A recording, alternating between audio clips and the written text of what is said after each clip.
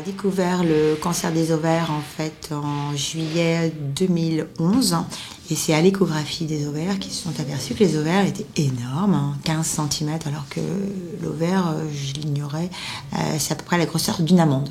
Compte tenu de la situation, il y avait des risques évidemment que je reste sur la table d'opération.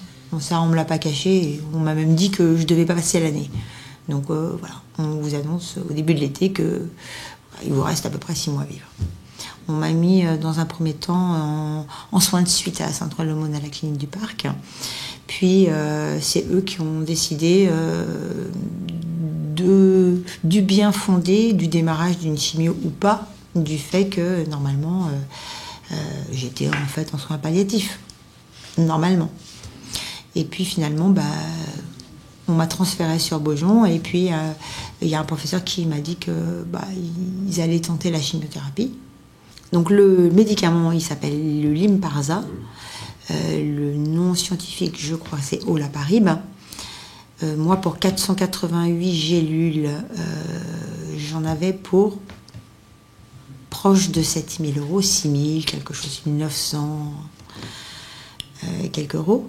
Et là, 7 000, juste pour un mois, ça me paraît excessif. Mais bon, se traiter avec des montants comme ça pour des médicaments, surtout qu'en fait, le résultat n'est pas garanti, on est bien d'accord, puisque ce sont de nouveaux médicaments,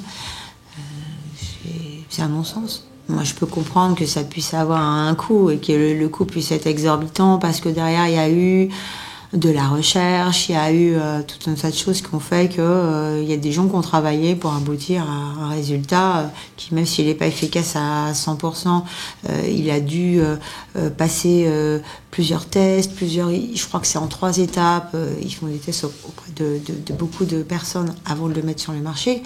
Donc ça, je peux entendre qu'il y a un coût. Maintenant, pour ce qui concerne la santé, le faire répercuter à des personnes, c'est pas un bien de consommation, c'est